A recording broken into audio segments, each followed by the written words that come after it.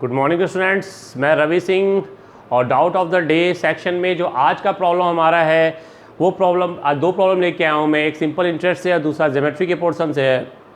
ठीक है, ट्रायंगल की प्रॉब्लम है। तो पहली प्रॉब्लम जिस पर हम बात करेंगे वो है सिंपल इंटरेस्ट की प्रॉब्लम, साधारण ब्याज की प्रॉब्लम। प्रॉब्लम को मैं पढ़ देता हूँ, जो मैं बोलूँगा उसको आप नोट कर लीजिएगा, क्योंकि मैं हमेशा कहता हूँ मेरी हैंडराइटिंग समझ में आए उम्मीद कम है। With a given rate of simple interest, लिखते चलिएगा, with a given rate of simple interest the ratio of a principal and amount, the ratio of a principal and amount of a certain period of a time is 4:5. 4:5 after 3 years, देखिए ये 3 लिखा है, ठीक है। After 3 years with the same rate of interest the ratio become 5:7. After 3 years with the same rate of interest the ratio become 5:7. the rate of interest per annum, यानी हमें rate of interest find करना है। हिंदी में मैं पढ़ देता हूँ, हिंदी वाले बच्चे इसको नोट कर लें। कह रहा है एक निश्चित ब्याज की दर से एक निश्चित समय के लिए, एक निश्चित ब्याज की दर से एक निश्चित समय के लिए मूलधन और मिश्र धन का अनुपात 4:5 है। मूलधन और मिश्र धन का अनुपात 4:5 है, ठीक है। 3 साल के बाद यह अनुपात उसी ब्याज दर से 5:7 हो जाता है।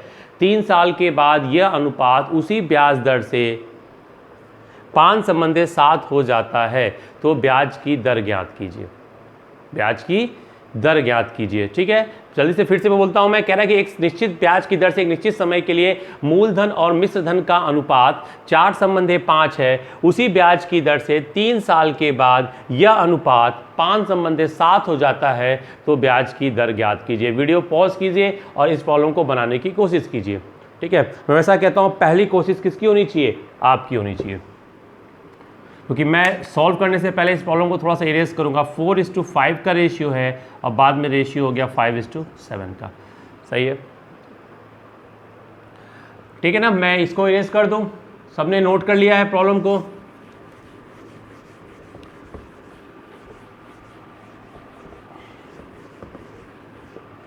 देखिए कह रहा है पहले 4:5 था, बाद में 5 क्या हो गया 7। अब इस पूरी कड़ी में आपको दो बातों का ध्यान रखना है। पहली बात देखिए, ये है आपका प्रिंसिपल और ये है आपका अमाउंट, ठीक है। ये प्रिंसिपल का पार्ट है और किसका पार्ट है? अमाउंट का पार्ट है। आपको दो बातों का ध्यान रखना है। पहली बात ये जो मैं आपसे बोल रहा हूं कि कितने साल के बाद ये ऐसा हुआ, कितने साल के बाद। तो वो आपको प्रॉब्लम में कह रहा है कितने साल के बाद हुआ भाई? 3 साल के बाद। कितने साल के बाद? 3 साल के बाद। और दूसरी बात जो इस प्रॉब्लम में वो कह रहा है वो ये कि ब्याज की दर नहीं बदला है। तो अगर ब्याज की दर नहीं बदल रही है, ठीक है, टाइम आपको दिया हुआ है, तो इस तरह की प्रॉब्लम आप मुश्किल से 10 सेकंड में बना सकते हो। कैसे बना सकते हो आइए समझते हैं। मैंने आपको रेशियो जब मैंने पढ़ाया हुआ जिन बच्चों को, जिनको मैं पढ़ाऊंगा भी रेशियो का, जब आपको वीडियो बनाऊंगा मैंने तो बताऊंगा रेशियो के बारे में कि रेशियो का एक कॉन्सेप्ट है कि अगर रेशियो में कुछ चेंज आ रहा है, रेशियो में कुछ चेंज आ रहा है, तो आप देखिए कि उसके किस टर्म में चेंज नहीं आ रहा है। बिल्कुल आसान सा कॉन्सेप्ट बता रहा हूं कि देखिए कि उसके किस टर्म में, किस पद में बदलाव नहीं हो रहा है। तो अगर आप इस वाले केस में ऐसा देखें कि इन दोनों में ऐसा कौन है जो नहीं बदल रहा है, तो आपको पता है कि साधारण ब्याज यानी सिंपल इंटरेस्ट के टर्म में या इंटरेस्ट के ही टर्म में प्रिंसिपल जो है वो कभी भी चेंज नहीं होता। प्रिंसिपल चेंज नहीं होता। सिंपल इंटरेस्ट अगर आपको साधारण ब्याज पढ़ाऊंगा तो बताऊंगा मूलधन वहां पे कभी भी बदलता नहीं है, वो हमेशा फिक्स होता है। चाहे वो पहले साल हो, चाहे दूसरे साल हो, चाहे 10 साल के बाद हो, मूलधन नहीं बदलता, हमेशा उसी मूलधन पे ब्याज लगता है। यानी जो आपका ये वाला पार्ट है, ये वाला प्रिंसिपल वाला पार्ट है, ये अनचेंज्ड है। अगर आपने इस कॉन्सेप्ट को दिमाग में रखा कि प्रिंसिपल का पार्ट अनचेंज है, तो आप इस प्रॉब्लम को मैं कह रहा हूं 10 सेकंड में बना लोगे, क्योंकि आपको पता है रेशियो का सिंपल सा कॉन्सेप्ट है जो कहता है कि जो नहीं बदलता वो दोनों में बराबर भी होना चाहिए। जो दोनों में बराबर है, जिसकी वैल्यू दोनों में बराबर है, उसके पद भी दोनों ही रेशियो में, दोनों ही अनुपात में बराबर होने चाहिए। इसी कॉन्सेप्ट को आपको लेके चलोगे एग्जाम में, यही से प्रॉब्लम शुरू करोगे। कहां शुरू करोगे कि मूलधन कभी नहीं बदलता और जिसकी वैल्यू नहीं बदलती उसके टर्म्स भी आपस में बराबर होने चाहिए, दोनों रेशियो, उसका पद भी बराबर होना चाहिए। लेकिन यहां पे देखिए 4 दिख रहा है और यहां पे क्या दिख रहा है, 5 दिख रहा है। तो आपको बस क्या करना है, इस वाले में 5 से मल्टीप्लाई करनी है, नीचे वाले का ऊपर गुणा कर दो, ऊपर वाले का नीचे गुणा कर दो, तो अपने आप दोनों आपस में क्या हो जाते हैं, बराबर हो जाते हैं। बराबर करने का तरीका ही ना बेसिक है कि दोनों का एलसीएम लेते हैं, एलसीएम छोड़िए, सीधे नीचे वाले का ऊपर मल्टीप्लाई, ऊपर वाले का नीचे मल्टीप्लाई। अब चूंकि ऊपर 5 से इधर मल्टीप्लाई किया है तो 5 से इधर भी मल्टीप्लाई करना पड़ेगा। अब चूंकि ऊपर नीचे 4 से इधर मल्टीप्लाई किया है तो बैलेंस करने के लिए इधर करना पड़ेगा। जैसे ही आप ये करते हो देखो आपका रेशियो आता है 20, 25, 20 और 28।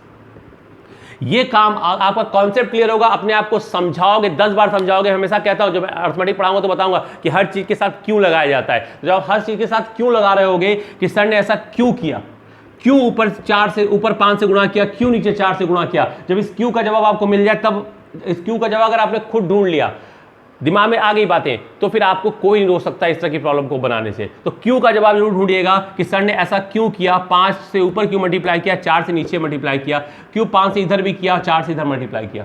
ठीक है, क्योंकि प्रिंसिपल दोनों में बराबर होता है। जब अपने आप से पूछोगे ना क्यों ऐसा किया, तो आपका दिमाग खुद आपसे कहेगा कि प्रिंसिपल हर केस में बराबर होता है साधारण ब्याज में, तो प्रिंसिपल को बराबर करना पड़ेगा।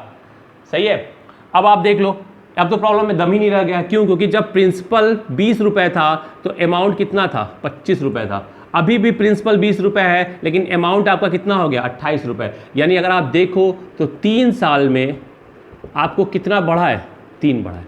अगर इसको रुपए में भी देख लो तो 3 साल में आपका ब्याज कितना बढ़ा है, 3 रुपए बढ़ा है ना भाई। 25 से 28 हो गया, 3 रुपया बढ़ा हुआ है। और 3 साल में ब्याज अगर 3 रुपया बढ़ा है तो 1 साल में ब्याज कितना बढ़ेगा भाई, 1 ही रुपया बढ़ेगा ना, क्योंकि ब्याज की दर तो 1 साल का निकालना होता है।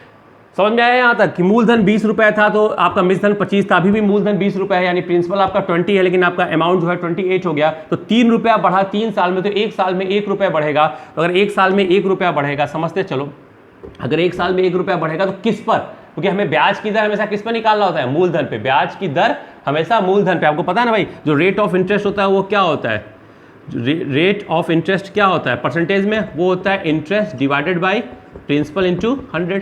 एक वाहियात सा फॉर्मूला, क्योंकि फॉर्मूला छोड़िए, आपको ऐसे ही दिमाग में रखना है कि 1 रुपया आपको मिल रहा है 1 साल में, किस पर, 20 रुपए पे ना। आपका मूलधन कितना था, 20 रुपए में, तो ब्याज की दर कितनी है, 5%।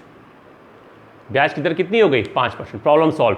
रियल टाइम में देखो, हमेशा मैं कहता हूं रियल टाइम में देखो, एग्जाम में देखो, एग्जाम में आपका कॉन्सेप्ट क्लियर होगा। ऐसी प्रॉब्लम है कि प्रिंसिपल चेंज नहीं होता, तुरंत ऊपर 5 से नीचे 4 से गुणा किया, आपको दिख जाए। कुछ बच्चे तो ऐसे ही देख लेंगे, ऊपर किया तो 20 होगा, नीचे किया तो 20 होगा। यहाँ कितना हो गया, 25 हो गया, यहाँ कितना 28 हो गया। तो 3 बढ़ा, 25 से 28 3 बढ़ा 3 साल में, तो 1 साल में 1 बढ़ेगा, किस पर, 20 पर। तो सीधा ही लिखते हैं 1/20 × 100, 5%। ठीक है। एक प्रॉब्लम उनकी CHSL, CGL या UPSI की सॉल्व हो रही होती है, बन जाती है, हो जाएगा नहीं ये सॉल्व, इजी है, क्लियर है। किसी को कोई डाउट है तो वो पूछ लेगा फिर से। मैंने कहा ना कमेंट बॉक्स में कमेंट करके क्या कीजिए, पूछ लीजिएगा कि सर फिर से समझा दीजिए। स्क्रीनशॉट ले लिया था ना इसका, नहीं लिया तो थोड़ा पीछे करके वीडियो ले लीजिएगा। अब दूसरी प्रॉब्लम, ठीक है, ये जो पहली प्रॉब्लम थी ये अमित ने पूछा था मेरे से, ठीक है। अमित UPSI की प्रिपरेशन करता है। दूसरी प्रॉब्लम जो है, दूसरी प्रॉब्लम अंजलि मौर्य ने मेरे से पूछी है। ये रहा क्वेश्चन नंबर 2, ठीक है। क्वेश्चन नंबर 1 अभी मैंने आपको बता दिया और मैंने बोला था एक क्वेश्चन नंबर 2 जो कि आपसे अभी किसने पूछा है, अंजलि ने पूछा था, अंजलि मौर्य ने पूछा हुआ ये, ठीक। तो क्वेश्चन नंबर 2 मैंने लिख दिया, उसके बाद फिर मैंने वीडियो को पॉज किया था और लिख दिया ताकि आपका टाइम बचे। अब देखिए क्वेश्चन नंबर 2 ये है कि एक समबाहु त्रिभुज ABC का परिमाप 24 सेंटीमीटर है।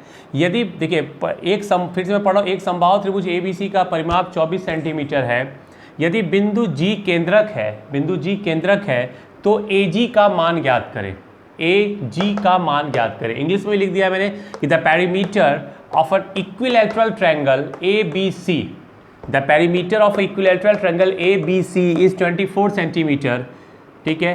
G is the centroid, find the value of AG। AG का क्या ज्ञात करें, मान ज्ञात करें, ठीक है। वीडियो पॉज कीजिए, ठीक है। मैंने तो लिखने के लिए पॉज किया था ना, आप एक बार फिर से वीडियो को पॉज कीजिए और इसके बाद इसको सॉल्व कीजिए खुद, ठीक। नहीं आए तो मैं तो वहीं बताने के लिए, मैं तो जा ही रहा हूँ आपको बताने, लेकिन एक बार खुद कोशिश कीजिएगा जरूर। चलिए देखते हैं इस प्रॉब्लम को कैसे बनाया जा सकता है, ठीक है। सबसे पहली बात, एक ट्रायंगल ड्रॉ करते हैं A B C. Equilateral triangle A B C हमने क्या कर दिया, ड्रॉ कर दिया। इक्विलैटरल यानी समबाहु का मतलब था ना, तीनों भुजाएं आपस में क्या बराबर होती है, बराबर। उसका परिमाप दिया है। देखिए मैं आपको दो अप्रोच सिखाऊंगा, दोनों सेम अप्रोच है, लेकिन दोनों अप्रोच बहुत डिफरेंस पैदा करता है कि एक बच्चा इस अप्रोच से करेगा, एक बच्चा दूसरे अप्रोच से करेगा, तो किसका जल्दी होगा, होगा दोनों का, लेकिन किसका जल्दी होगा, कौन एग्जाम क्वालिफाई करेगा, कौन नहीं करेगा, ये आपको यही समझ में आ जाएगा। आप एक चीज देखिए कि A B C equilateral triangle, इसका परिमाप, परिमाप यानी बाहर की माप, बाहर की माप होती है यानी भुजाओं का योग, सम ऑफ द साइड। तो सम ऑफ द साइड दिया हुआ है 24 सेंटीमीटर। तो अगर ये तीन भुजाएं मिलकर 24 है, तो ये मुझे बताने की जरूरत नहीं है कि ये भी 8 होगा, ये भी 8 होगा और ये भी 8 होगा भैया, क्योंकि तीनों मिलके 24 है और तीनों बराबर है, तीनों कितने कितने के होंगे, 8-8 के होंगे। अब इसमें कह रहा है कि जी जो है वो सेंट्रियोड है, तो इसका मतलब अगर जी सेंट्रियोड है तो ए जी की वैल्यू पूछ रहा है, ए जी की, ठीक है।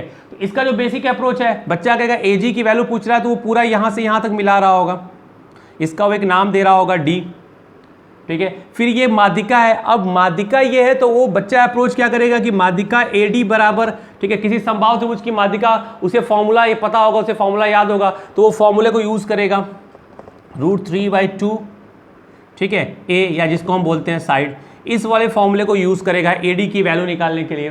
ध्यान दे चलिएगा, अब जो इस वाले फॉर्मूले को यूज करेगा, फिर उसके बाद वो दूसरा थ्योरम यूज करेगा, जो कि थ्योरम किसका है, सेंट्रियोड का है, केंद्रक का है। केंद्रक माध्यिका को 2 और 1 के अनुपात में बांटती है। देखिए इस प्रॉब्लम को बनाने से पहले, ये प्रॉब्लम आपको बहुत अच्छे से तब समझ में आएगी जब आप सेंटर जो मैंने चारों पढ़ाए हुए हैं ट्रायंगल के अलग अलग, स्पेशली सेंट्रियोड के बारे में पढ़ाया हुआ है, उस वीडियो को जाके देख लीजिए, उसका लिंक डिस्क्रिप्शन बॉक्स में मैंने दिया हुआ है, उस वीडियो को जाके देखिए कि सेंट्रियोड के बारे में मैंने क्या पढ़ाया है। इन सेंटर का वीडियो जाके देखिए, सरकम सेंटर का वीडियो जाके देखिए, इन रेडियस सरकम रेडियस का वीडियो जाके देखिए कि परित्रिज्या और अंतर त्रिज्या के बारे में सर ने क्या पढ़ाया। जब आप उस वीडियो को बहुत अच्छे से देखेंगे, अपने आप को पढ़ाएंगे, अपने आप को समझाएंगे, तो इस तरह की प्रॉब्लम 10 सेकंड लगती है बनाने में। इससे पहले कि आप इसको अप्रोच करो बनाने का, वहां जाके उस वीडियो को जरूर देखिएगा अच्छे से, तब आपको समझ में आएगा। तो बेसिक अप्रोच में आपको बता रहा था कि एडी की वैल्यू मैंने आपको बताया हुआ है वीडियो में, देखिएगा, ठीक है, कि माध्यिका क्या होती है, माध्यिका होती है √3/2 इंटू साइड या ए, किसकी, समबाहु त्रिभुज की। तो अब यहां से उसके बाद फिर वो ये इसको इस फॉर्मूले को लिखने वाला है, यहां पे फिर वो ए की वैल्यू लिखने वाला है। ए की वैल्यू कितनी है भाई, 8-8 है, मैं लिखने और समझा रहा हूं। इसके बाद उसको पता है कि जो आपका केंद्रक होता है, वो केंद्रक वाला वीडियो देखिएगा, उसमें मैंने बताया कि केंद्रक जो होता है सेंट्रियोड 2:1 के रेशियो में बांटता है, यानी अगर ये वाला पार्ट 2 हिस्से के बराबर है तो ये वाला पार्ट 1 हिस्से के बराबर होगा। फिर वो लिखने वाला है भाई 3 इज इक्वल टू √3/2 इंटू 8, क्योंकि साइड की वैल्यू कितनी है, 8। फिर यहां से वो एक पार्ट निकालेगा, ठीक है, इसको कैंसिल करेगा, that is 4√3।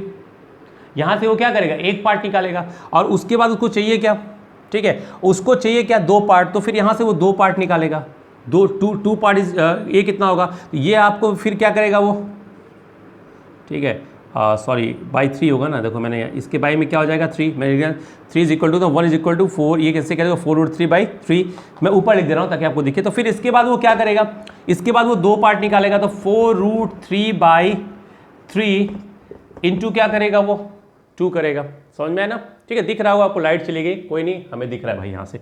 2 is equal to 4/√3 into 2 करेगा वो, तो ये आपका आ जाएगा 8√3/3। अब इस 3 को वो लिख सकता है 8√3/√3 इंटू √3, इससे ये कैंसिल आ गया, आंसर आ गया 8/√3, ठीक है। ये आपका आंसर बनेगा, जिसमें आपने 2-3 थ्योरम यूज किए, √3/2, आपको एडी का फॉर्मूला पता चाहिए, √3/2a उसको रखा, फिर आपको भी पता है सेंट्रियोड इसको 2 और 1 के रेशियो में बांटता है, फिर आपने इसको 2-1 यानी 3 बराबर इतने के, तो फिर हमें 2 की वैल्यू पूछा है, एजी 2 के बराबर है, तो 2 बराबर क्या होगा। ये इसका बेसिक अप्रोच, फालतू अप्रोच है, क्योंकि एग्जाम में अगर आप ऐसे बना रहे हो तो अपना टाइम वेस्ट कर रहे हो। एग्जाम में अब आपको पता है ना कि कट ऑफ भले 130-140 नंबर जा रहा है 200 में, सीजीएल का, सीएचएसएल का, यूपीएसआई का भी आप देखोगे तो बहुत अच्छा कट ऑफ जाता है, यूपी के एग्जाम्स के भी, लेकिन अब आप देखो मेरिट उससे भी काफी ऊपर में बनती है। इसका मतलब बच्चे के पास इतना टाइम नहीं होता है कि वो इतनी चीजों को लगाए, एकेडमी में बना के नहीं दिखाना है आपको इस प्रॉब्लम को। अब ये प्रॉब्लम आप मुश्किल से 5 सेकंड में बनाओगे, कैसे, मैं इसको इरेज कर रहा हूं, ये फालतू तरीका है, लेकिन बना तब पाओगे जब आपको पता हो, जब आपने अच्छे से पढ़ा हो, अच्छे से आपका कमांड हो, खुद को पढ़ाया हो, जब आप अच्छे से पढ़ते हो, खुद को पढ़ाते हो, तो ये प्रॉब्लम मुश्किल से, क्योंकि आपको पूछा उसने वैल्यू ऑफ ए जी, और आपको पता है किसी समबाहु त्रिभुज में, सारे केंद्र यही होते हैं, सारे केंद्र क्या होते हैं, यही होते हैं, यही आपका माध्यिका होती है, यही आपका एल्टीट्यूड यानी ऊंचाई है, यही आपका कोणार्ध रेखा है, यही रेखा आपकी क्या होती है, सारी रेखाओं को रिप्रेजेंट करती है। एक बात। दूसरी बात, आपने अगर अपने आप को अच्छे से इन रेडियस और सर्कम रेडियस पढ़ाया है, अंतः त्रिज्या परित्रिज्या, ठीक है, उसका वीडियो देखिएगा, मैंने आपको अच्छे समझाया वहां पे, तो आपको ये देखते ही समझ में आना चाहिए कि समबाहु त्रिभुज में, इक्विलैटरल ट्रायंगल में, केंद्र से शीर्ष के बीच का जो दूरी होता है ये कैपिटल आर यानी आपका परित्रिज्या, जिसको आप इंग्लिश में कहते हो सर्कम रेडियस, ये सर्कम रेडियस होता है। और यहां से यहां तक जो होता है ये अंतः त्रिज्या, या जिसे आप इन रेडियस कहते हो वो होता है। बताया हुआ है ना कि केवल समबाहु त्रिभुज में ऐसा होता है कि ये दो ऊपर वाला हिस्सा ये आपका सर्कम रेडियस यानी परित्रिज्या होती है और ये अंतः त्रिज्या होती है। और अगर आपने उस समय इस चीज को समझा लिया तो आपको पता है ना भाई, परित्रिज्या यानी आर की वैल्यू क्या होती है समबाहु त्रिभुज में, a/√3। प्रॉब्लम एग्जाम में दिखा, उसने बोला एजी की वैल्यू, बच्चा डायग्राम भी नहीं बनाएगा, उसको पता एजी यानी जी सेंट्रियोड से शीर्ष को मिला रहा है, तो सेंट्रियोड से शीर्ष जो होता है समबाहु त्रिभुज में परित्रिज्या होती है, और समबाहु त्रिभुज की परित्रिज्या होती है r = a/√3। वो लिख के आंसर आ जाएगा 8/√3, वो आंसर लिख के चलाएगा 8/√3, कहानी खत्म। इतना तामझाम नहीं करना है, एकेडमी में नहीं सॉल्व करना है, बस सीधा सीधा एजी पूछा, आपका दिमाग चलना चाहिए, दिमाग में डायग्राम बना लो। जी यानी सेंटर से वर्टिक्स के बीच की डिस्टेंस को पूछ रहा है, और सेंटर से वर्टिक्स के बीच का जो डिस्टेंस होता है समबाहु त्रिभुज में, वो किसके बराबर होता है, वो बराबर होता है किसके, परित्रिज्या के। और सेंटर से जो मिड पॉइंट के बीच का होता है वो किसके बराबर होता है, अंतः त्रिज्या के। वो वाला वीडियो देखिएगा, ठीक है, मैंने समझाया हुआ, तब आपको समझ में आएगा, तब आपको समझ में आएगा r = a/√3, आंसर आ गया 8/√3। 5 सेकंड में प्रॉब्लम बनाओगे और सॉल्व होके आगे हो जाएगा। ठीक है, समझ में आ गया होगा आपको। ठीक, अगले वीडियो के साथ फिर हम लोग कल मिलेंगे अगले डाउट के साथ। Thank you.